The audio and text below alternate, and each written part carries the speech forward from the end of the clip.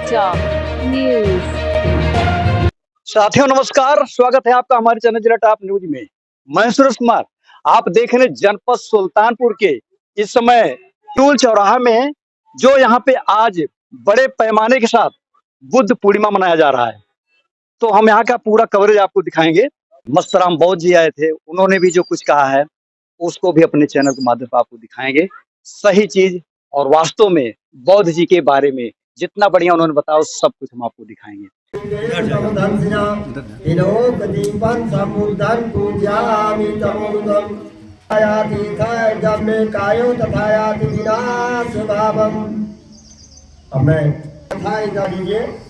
गाड़ी में, क्योंकि उसकी चिंगारी के पश्चात अपने अपने स्थान पे लाइन बनाकर एक दूसरे के पीछे लाइन से लग जाइए। सुगंधिकाय बदन बदन सुगंधिना सुगंधिना गंधेन पूज्यामि तथागतम्। फिर पुनः खड़े हो जाइए, सभी लोग लाइन बना लीजिए।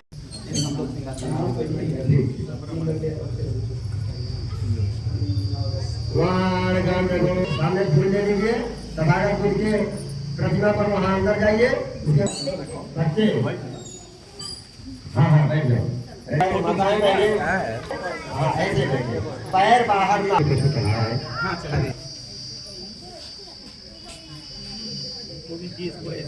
पाबंदियों का, वक्त की पाबंदियों का किस्सा तमाम करता हूँ। आज का दिन आप लोगों के नाम करता हूँ। श्रद्धा से भरी इस महफिल को, सभी श्रोताओं को नमो बुद्धाय जय भीम करता हूँ। हमारे धर्मों एक अंतिम मुकदम जी के लिए तथागत सम्यक समुद्र के चरणों में वंदना करता हूँ और बोध सत्व बाबा साहब के चरणों में श्रद्धा सुमन अर्पित करता हूँ। इस देवी पावनी जिसे हम बैसाख की पूर्णिमा कहते हैं, बैसाखी पूर्णिमा कहते हैं, त्रिविध पावनी पर्व कहते हैं। आई हुई हमारी माताएं बहनें, हमारे धर्मबंधु सबका स्वागत बंधन। साथियों, ये त्रिविध पावनी बैसाखी पूर्णिमा जिसे हम बुद्ध पूर्णिमा कहते हैं, ये हमारे लिए इस देश नहीं पूरे संसार के लिए यह तिथि जिसे हम बैसाख की पूर्णिमा कहते हैं। पूर्णिमा का हर महीने में आती है, जिसको पूर्णवासी बोला जाता है, तो हर महीने में आती है। परुआ दो तीज हर महीने में आती है, पूर्णिमा भी पूर्णवासी भी हर महीने में होती है। लेकिन बैसाख की पूर्णिमा हमारे लिए, इस धरती के लिए, समस्त संसार के लिए इतनी कारगर क्यों है, इतना ज्यादा महत्वपूर्ण क्यों है, इतना ज्यादा माने क्यों रखती है ये बैसाख की पूर्णिमा? ये तो यहाँ हम 10 लोग 20 लोग 50 लोग बैठे हैं। वियतनाम में कल तक 25 लाख लोग, कल कितने लोग? 25 लाख लोग एक बुद्ध विहार पर इकट्ठा हुए वियतनाम। तो सही तरीका के बताइस बुद्ध और जे बताइस ओके आज बर्थडे है, ओके का है आज बर्थडे है, जन्मदिन है, जयंती है, तो बच्चे बर्थडे ये कहे भगवान बुद्ध का। अब हम बोलेंगे भगवान बुद्ध की, तो आप लोग हाथ उठा के कहिए करुणा हो, करुणा हो। भगवान बुद्ध की, भगवान बुद्ध की, भगवान बुद्ध की। ये बैसाख पूर्णिमा को पैदा हुए, बैसाख की पूर्णिमा को पैदा हुए और फिर कुछ दिनों के बाद, कुछ साल के बाद इनको ज्ञान प्राप्त हुआ, तो वो भी बैसाख की पूर्णिमा थी। जब इनको ज्ञान प्राप्त हो गया, जब ये खोज पा गए कि हम लोगों के बीच का दुख दूर कैसे होगा, वो जब तरीका ढूंढ पाए, तो वो भी बैसाख पूर्णिमा ही थी।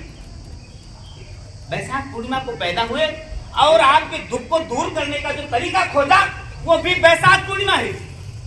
फिर इस संसार को ये तरीका बता करके, एक बढ़िया सा तरीका बता करके और दुख दूर करने का उपाय बता करके जब इस संसार को छोड़ते हैं, जब इस संसार से विदा होते हैं, यानी जब वो उनका वहां पर निर्माण होता है, जब उनकी, जिसको आप मृत्यु कहते हो, तो मृत्यु भी हुई तो बैसाख पूर्णिमा को ही हुई। पैदा हुए बैसाख पूर्णिमा को, उपाय दुख का कारण और उसका निवारण कब खोजा? बैसाख पूर्णिमा को। और पर निर्माण हुआ उनका वैशाख पूर्णिमा को, इसलिए इसको कहा जाता है त्रिविधि पावनी।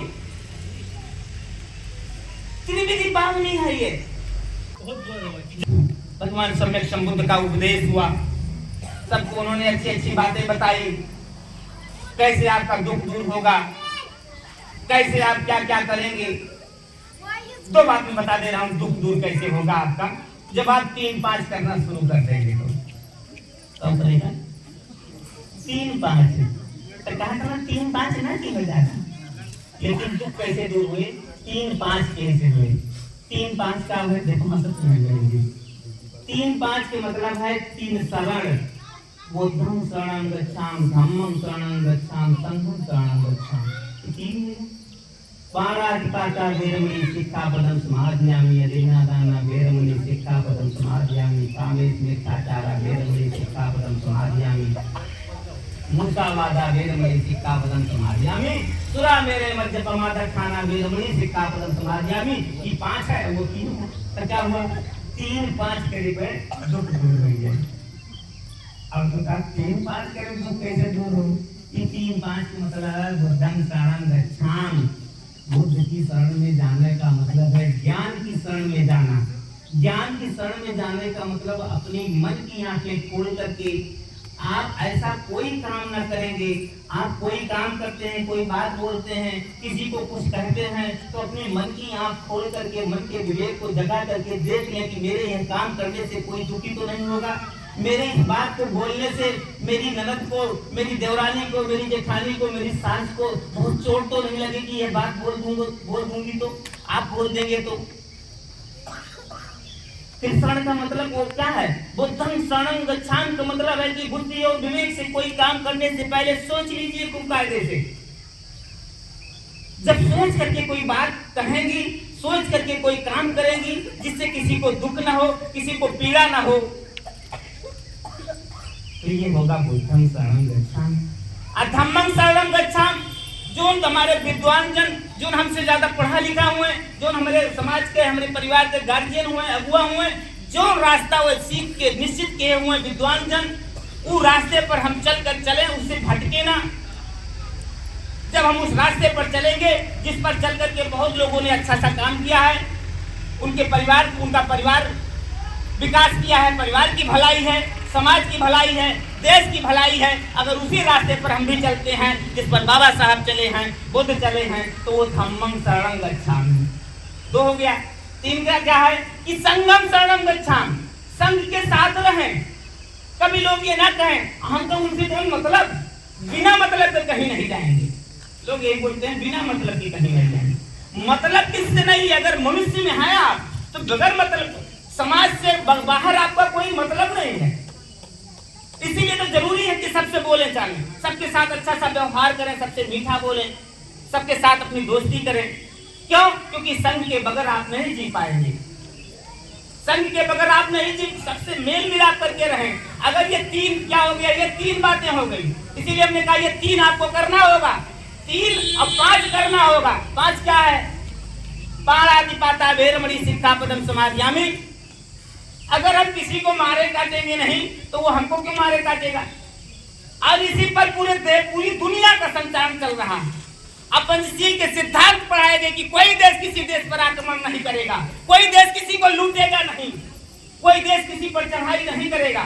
तो किसने बताया? बुद्ध ने अपने पंचशील के सिद्धांत में 5 मार्ग में। और आज पहले क्या होता था, ऐसे ताक में रहते थे, एक राजा दूसरे राजा पर चढ़ाई कर देता था। अब बहुत सारे हमारे देश के लोग ऐसे मर कट जाते थे। तब पहला क्या है 5 का? अब कारण यानी पाणातिपाता वेरमणि सिक्खापदं समादयामि। हम किसी को मारे काटेंगे नहीं, हम किसी की हिंसा नहीं करेंगे। तो जब हम नहीं करेंगे तो कोई क्या करेगा? तो दुख मिलेगा नहीं। अदीनादाना वेरमणि, हम किसी की चीज, किसी की मूल्यवान चीज हो, कोई वस्तु हो, कोई धन दौलत हो, हम किसी की चीज को बगैर दिए लेंगे नहीं, यानी हम चोरी नहीं करेंगे। अब देखिए, हमको लगता है कि मालूम नहीं है, इकट्ठा कर लिया जाए, इतने गेहूं के ताला कम से कम 20 कुंटल हो जाएगा। ताला क्यों लगा है? डर की मारे कोई हमारा सामान न उठा ले जाए। लेकिन अगर भगवान की बात मान जाए, जो उन्होंने कहा दूसरी बात, अदीनादाना वेरमणि सिक्खापदं समादयामि, बहुत बड़े बड़े गेट लगे हुए हैं, बड़ी बड़ी बंदूकें लगी हुई हैं सुरक्षा के लिए, कोई इसको उठा ना ले जाए, कोई हमारा सामान ना ले जाए। लेकिन भगवान ने क्या कहा, अदिन्ना दाना वेरमणि सिक्खा पदम समाधियामि। अगर सारे लोग ये बात मान जाए कि हमसे किसी की दूसरे की बख्श से कोई लालच नहीं है, चाहे रखी रहे ऐसे, चाहे ऐसे दरवाजे पर रखी रहे, हमसे क्या मतलब है। अगर ये बात सारे लोग मान जाएंगे तो कहीं कोई परेशानी होगी, डर खत्म हो जाएगा, चोरी का डर खत्म हो जाएगा, अविश्वास खत्म हो जाएगा। जो हम अविश्वास करते हैं कि यार कोई ले ना ले हमारा सामान, ताला के अंदर ताला, ताला के अंदर ताला ऐसे लगाते हैं। एक ताला बहरवा तक पेटियों में लगाए नहीं लगाए, गेटवा में ताला लगा है तो पेटी में भी ताला लगा है। अब बहनी तो पेटिया में जो बरसिया रखे हैं मोम लगाए, तो ताला की अविश्वास है, डर है। लेकिन बुद्ध की दूसरी बात, अदिन्ना दाना वेरमणि सिक्खा पदम समाधियामि।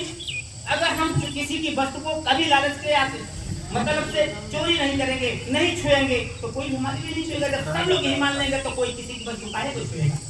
और क्या है, व्यभिचार, कामेषु मिथ्याचारा, कामेषु मिथ्याचारा वेरमणि। हम कामाचार, पर स्त्री गमन, पर पुरुष गमन, ये इस पर ध्यान न दें, ये बहुत ही खतरनाक होता है समाज के लिए। अगर हम सब ये माने, जैसे एक पत्नी के साथ हमारा रिश्ता होता है, वैसे एक पुरुष का एक पत्नी के साथ रिश्ता होता है। अपने अपने जोड़े पर अपने अपने पति और अपने अपनी पत्नी के साथ ब्रह्मचर्य का पालन करते हुए एक पति व्रत रह करके हम इसका पालन करते हैं, तो दुख होगा कहीं से, कैसे अविश्वास होगा। कैसे सरकारी मोटरसाइकिल पर कोई घूम रही है, कोई महिला, तब खबर पहुंच गई मेरी बीवी के पास, मुंह बुलाए खाना नहीं दे रही है, घुमा लेके नानी मारी।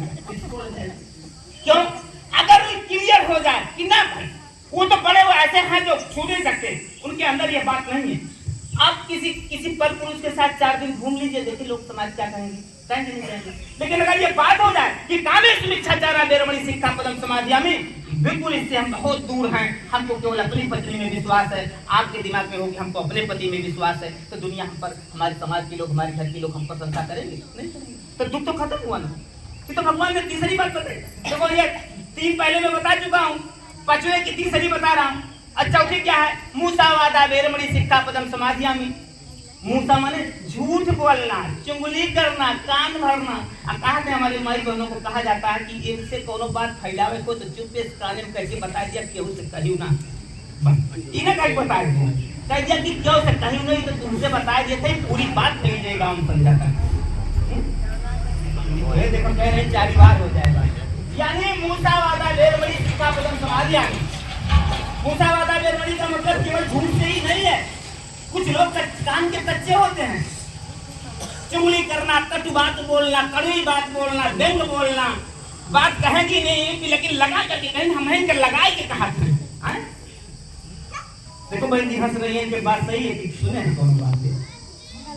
तो ये चुगली करना, कटु बात, कुछ ऐसी बातें बोलना जिससे लोग बोलते हैं कि वो बोली जो है गोली के समान लग जाती है। तो ये भगवान सम्यक शुभ ने ये भी बताया, मूसावादा वेरमणि सिक्खा पदम समाधियामि। झूठ न बोलो, क्यों चुगली न करो, अच्छी बात अपने घर में ले आओ, बुराई वाली बातें आप सुनो ना, कहीं किसी से कहो ना। जब ये बात आप मान जाएंगे तो दुख रहेगा नहीं रहेगा। सुरा मेरे मध्य यानी नशा। आज हमारे बिरादरी के लोग जो ज्यादा बिरादरी में बैठे हैं, इस सब सुरा मेरे मर 70 वाली ज्यादा है। तब अब घर सब्जी नहीं लाएंगे, लेकिन 70 वाली संख्या को चौराहे पर ले लेते हैं। सुरा मेरे मध्य पमादर ठाना वेरमणि सिक्खा पदम समाधियामि। दोनों प्रकार के नशा, चाहे वो अंग्रेजी शराब हो, चाहे वो देसी शराब हो, चाहे वो गांजा हो, चाहे वो भांग हो, चाहे कोई भी नशे की चीजें हो, तंबाकू, खैनी, बीड़ी, अगर हम इससे दूर रहें तो परिवार क्या है, बीमारी से बचेगा, पैसे की खर्ची बर्बादी से बचेगा।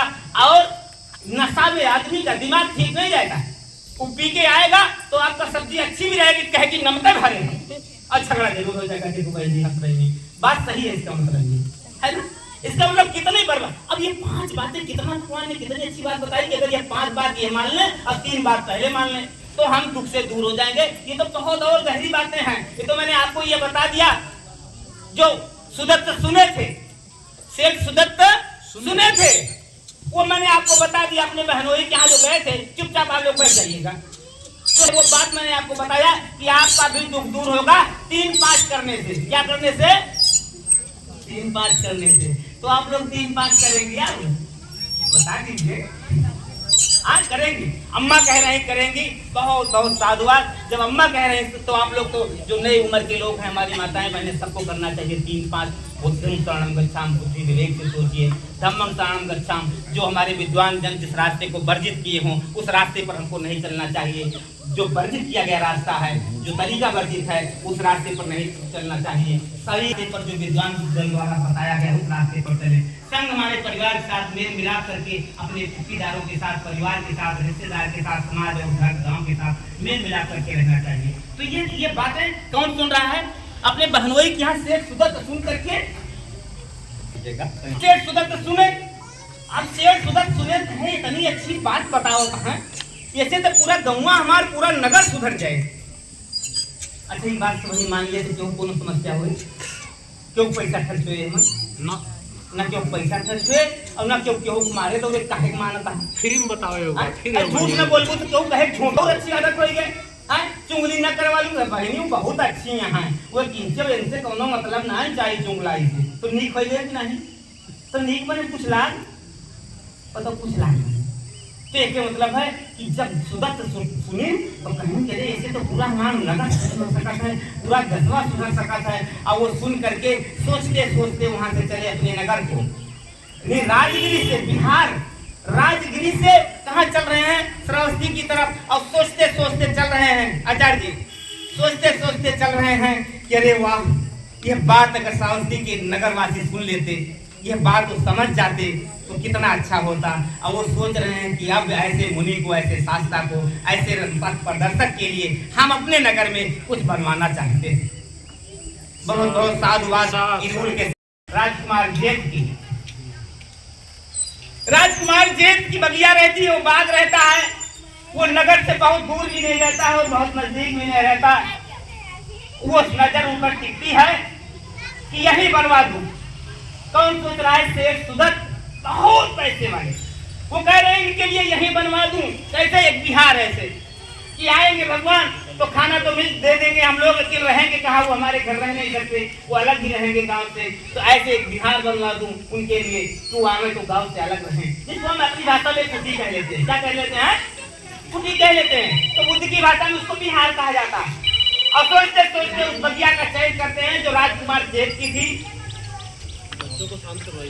अब आप लोग मित्रों ध्यान देने की बात है मित्रों कि आज 212 देश रजिस्टर्ड हैं संयुक्त राष्ट्र संघ में।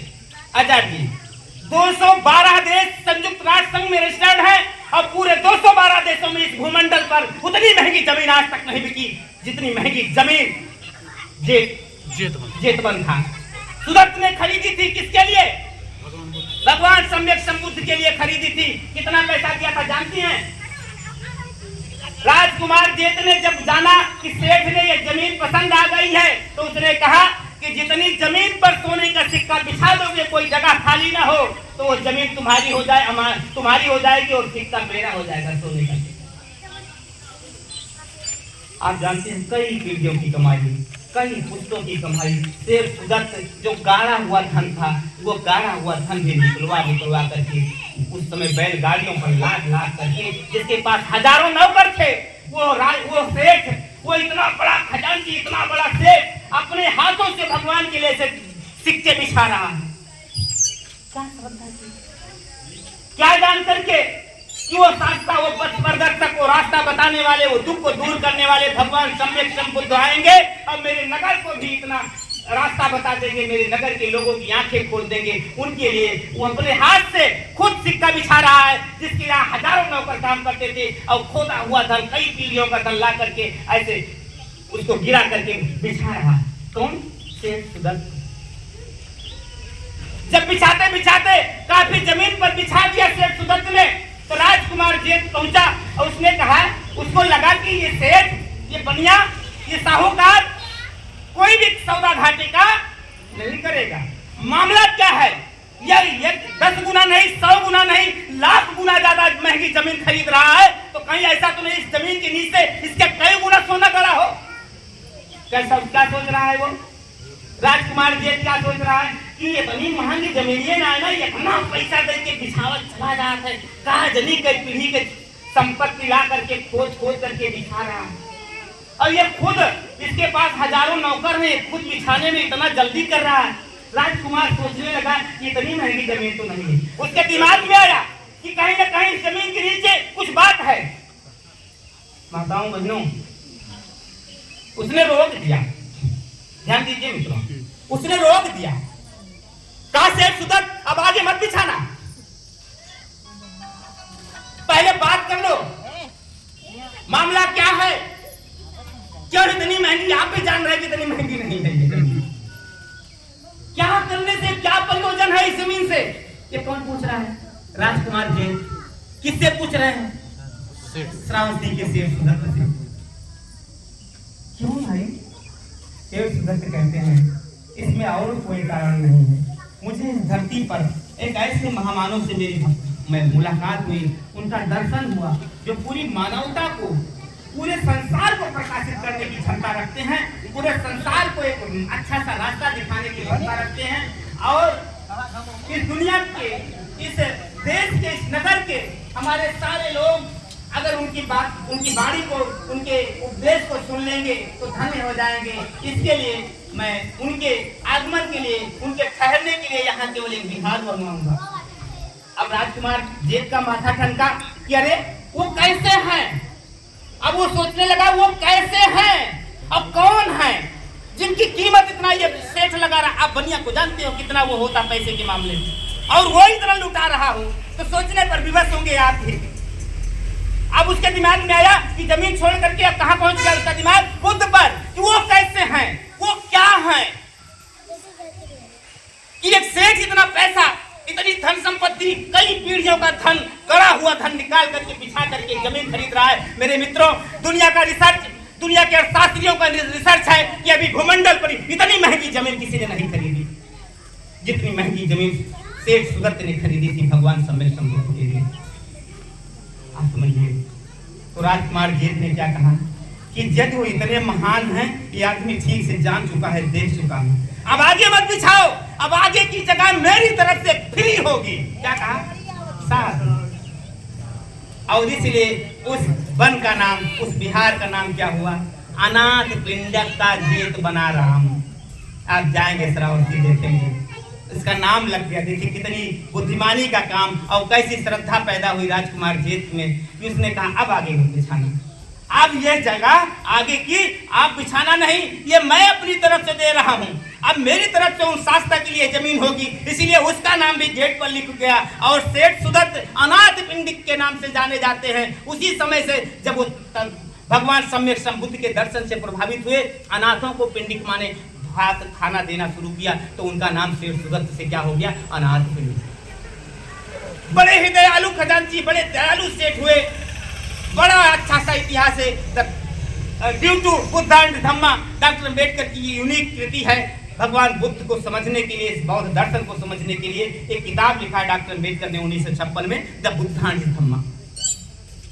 According to Buddha and Dhamma आप देखेंगे सेठ सुदत्त के बारे में तो बहुत कुछ और आर्टिकल लिखे हैं हमारे बोधिसत्व ने।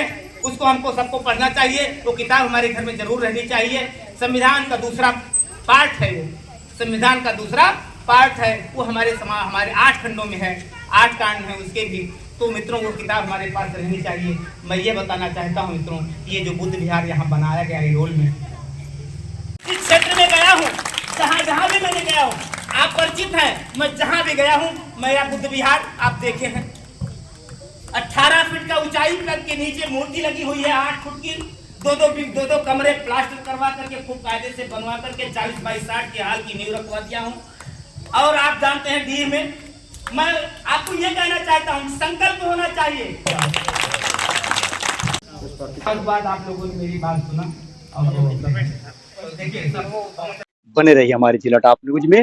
और वास्तव में अगर आपके समझ में आ रहा है कि ये बुद्ध विहार इस जगह पे जिन लोगों ने अच्छे ढंग से मनाया है, तो जरूर अपनी प्रतिक्रिया हमें दें। चैनल पर नए हैं तो सब्सक्राइब, लाइक, शेयर करना न भूलें। बहुत बहुत धन्यवाद, बहुत बहुत साधुवाद।